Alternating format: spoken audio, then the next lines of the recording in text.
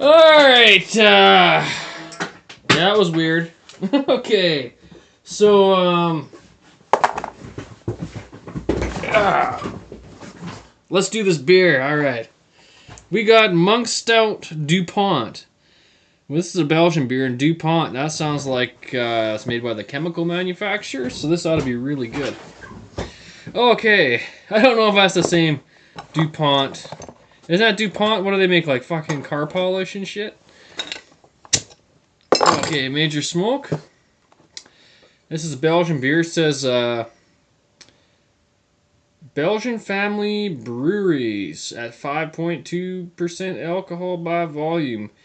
It doesn't expire ways into 2015 here, so it's 2014. We're still good. Oh yeah, we got some major bottle condition shenanigans going on here. Last bottle condition stout I had was pretty insane. Smells really good though. Getting kind of a fruity Belgian smell. Dark Belgian smell. 5.2, hopefully it isn't too pruny, too raisiny, too malty, you know what I mean? Hopefully it's drinkable.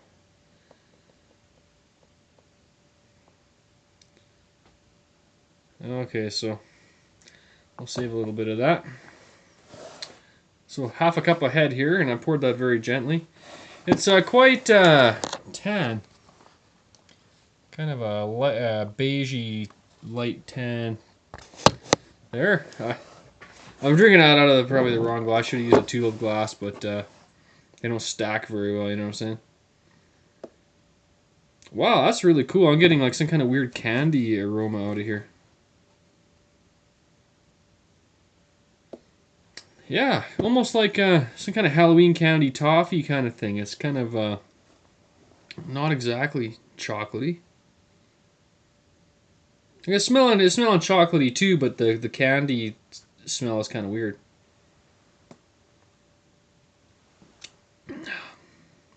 It tastes like that too. Well, that's a really bizarre flavor, so it might take me a few minutes to decide what that is. That's like burnt marshmallow. Yeah, like campfire marshmallow.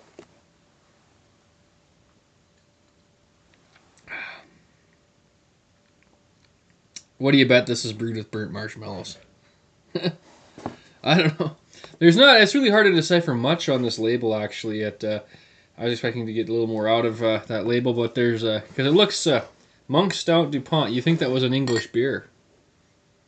You know, I mean, maybe this is just a label they put on that when they send here, you know. But it says all kinds of stuff in German and other languages, looks like to me.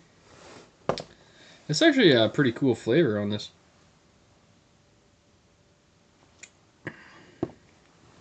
And I've been letting it warm up for a while. It's been out of the fridge for probably at least an hour. And I think it's just right. I figure, what the hell, you know. Probably don't want to drink this one too cold.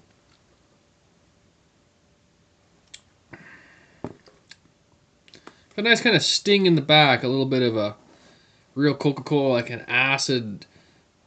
You know, it's really got some attack on the way down. Really nice roasty grains going on. Getting a real nice roasty stout flavors going on.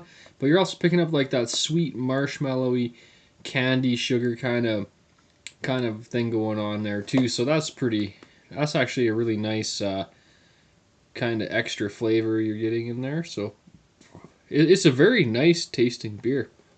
It's very pleasant.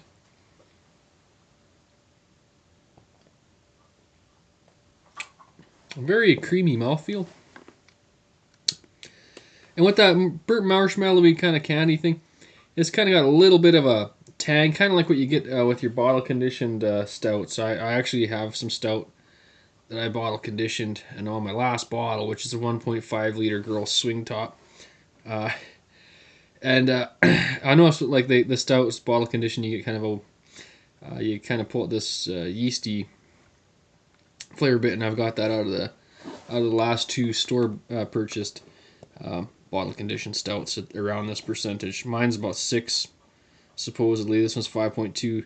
And I did the Malka from Israel, which was around 6% ish or something, and they all had a similar kind of yeast taste going on.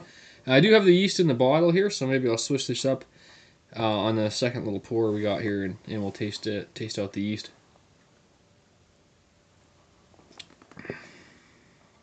Yeah, there's a lot of carbonation, but it's kind of flatter in the body. It does kind of explode on the way down, but it's kind of smooth up front, though. You know, it's not too much bubbles up front or anything like that. I think a lot of the CO2 is lost on the pour. Yeah, I mean, there's just a lot. There's actually a lot of stout burnt grains going on. It's very rich, but kind of soft and subtle. It's like heavy, but it's not. It's not too edgy of a stout kind of thing. You know, it's like a soft, milk chocolatey, marshmallowy stout. It's not like a super charred charcoal, uh, burnt shit alcohol thing going on at all. So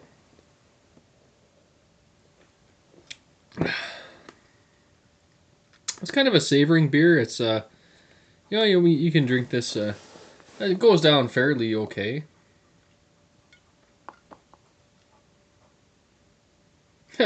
Of course, we're gonna have like 7 pounds of foam coming out of here now.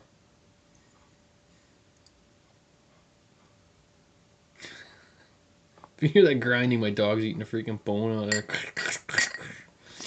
All right. Oh, that's a great aroma. Actually, this, you know what? I'm only 7 minutes in. Let's chill out. This is a cool beer. It's I do recommend getting this beer if you think that you'd like something like this. It's if you like into these bottle conditioned stouts and shit. Uh, yeah, you probably really want to try this beer.